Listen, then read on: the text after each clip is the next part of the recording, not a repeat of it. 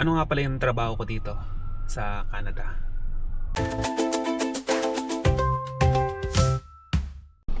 Hello guys.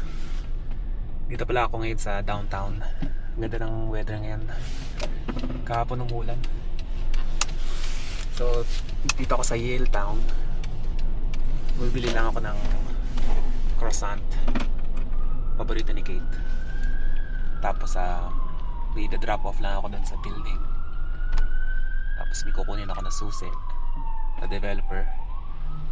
Tapos tinaw ko may oras pa akong dumaan dun sa bago kong minamanage na building. Yan. Sana may parking. Kung may parking, may bayad. Tsaka sana meron pang croissant. Kasi 3 o'clock na. Okay, let's go. Dito na tayo sa Yale Town. Punta tayo dito sa Angus Tea.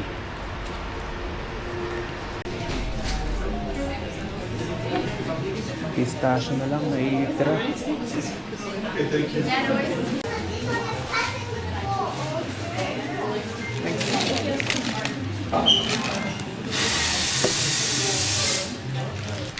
Pistachio na lang natira. Ito lang bili ko. $7 din. Balik na tayo sa kotse. Dati malapit yung trabaho ko dito. Kaya madalas ako dito dati. Doon ako sumasakay ng train station ng SkyTrain sa Yale Town Station. Sa Aburi Market. Tingnan natin sa Aburi Market. Minsan may sale dito eh.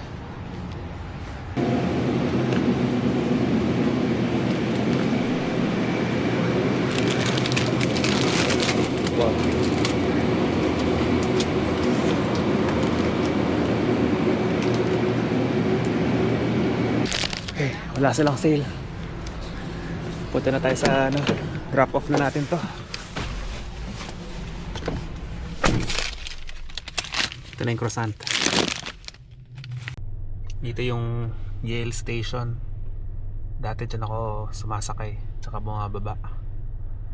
Nakakamiss din mag-commute. Pero layo din nung siguro mga 45 minutes din yung commute. Tapos pag nag-snow tsaka umulan, hirap. Pero at least nakakalakad-lakad ng konti. Kasi ngayon lang ako, sa bahay lang ako. Work from home. Buong araw nakaupo lang ako. Ano nga pala yung trabaho ko dito sa Canada? Isa pala akong strata manager. So nag-start ako lumipat kasi kami dito noong 2020. Tapos una kong trabaho ay sa strata management company bilang admin assistant. Tapos after 3 years, nag-decide ako na kumuha ng license para maging strata manager. So nag-aral ako mga 6 months, tapos nag-test ako ng licensing test. Dito ako trabaho dati, malapit dito sa Howe and Helpkin. Tapos dito yung Tim Hortons. Madaming dyan. Dati madaming mga homeless dun eh. Nakatambay sa labas tsaka sa loob. Tapos madalas basag yung salamin nila dun. So anong role ng strata manager? No, more of siya administration. Dapat yung title ko di manager eh. Dati dati kong trabaho, title ko strata agent. Kasi pag sinabing manager, nagmamanage ako ng mga building, pero sa totoo lang yung strata council lang nagmamanage. Tapos papagawa lang nila sa akin kung anong na-decide nila. Yan, so sa administration side, siyempre may mga record keeping, tapos yung minutes ako gumagawa, mga correspondence, letters, memos, mga notice, ganon. Tapos mga record keeping ng mga strat documents, insurance. Yan. Kasama sa role ko yung financial management. Ako yung nag-assist sa budget preparation nila ng yung strata fees. Tapos nagmo-monitor ko sino hindi nagbabayad, sisingilin ko. Tapos nagbabayad ng mga invoice.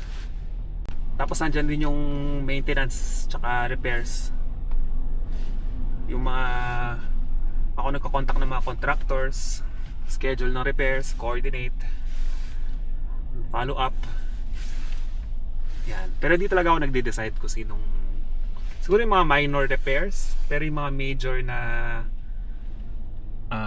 repairs, yung Strata Council nag-approve, tapos ako lang nagko-coordinate. Tapos meron din sa BC kasi meron Strata Property Act. So ako lang na, kasi sigurado ko lang na in compliance yung Strata sa Strata Property Act. Kasi meron din mga nadedemanda, ganun. Yeah, medyo ano rin siya. Madami siyang aspect yung sa role ko, parang konting accounting, konting legal. Tapos syempre yung mga complaints din ng mga tao, mga noise complaint, smoking complaint, pet complaint, ako rin nag-handle. Kaya medyo nakaka-stress, saka madaming trabaho, pero okay naman. Dito na tayo, hindi natin na drop off yung package sa Broughton. Hindi ko lang paano pronounce yan. Broughton.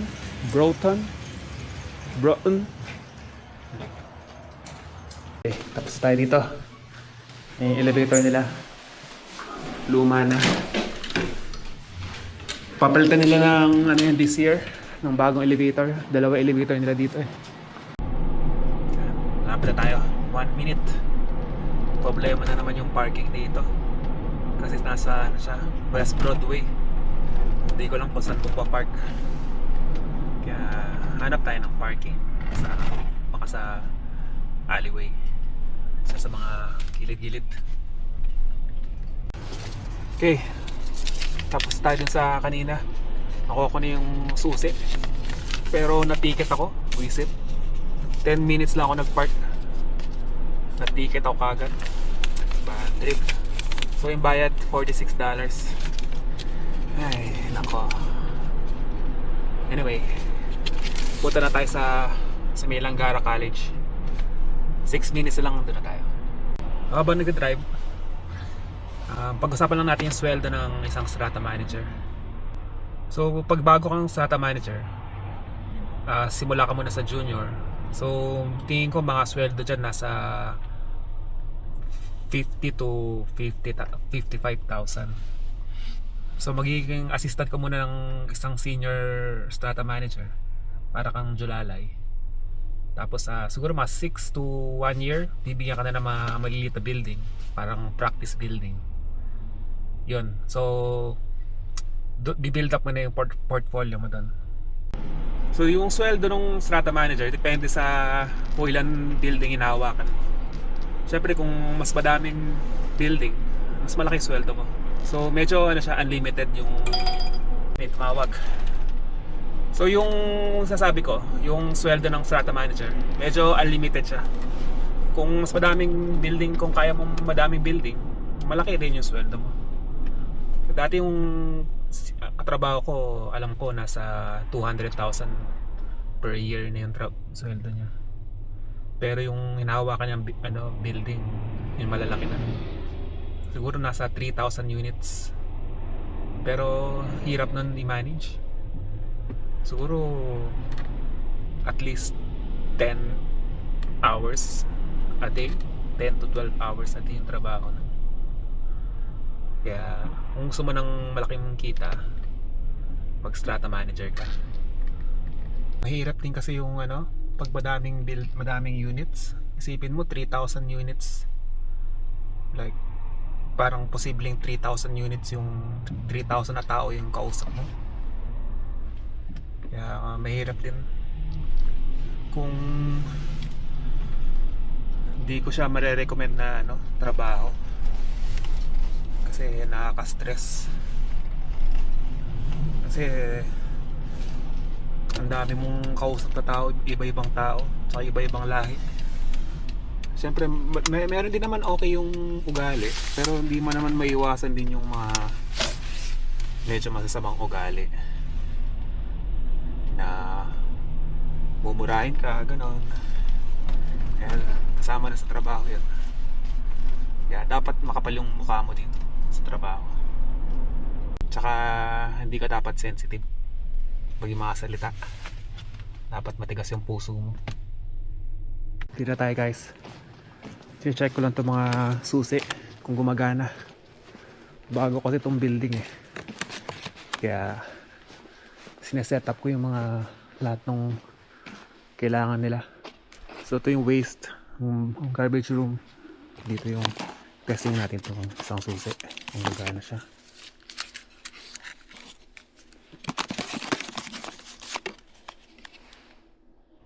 Okay, very good.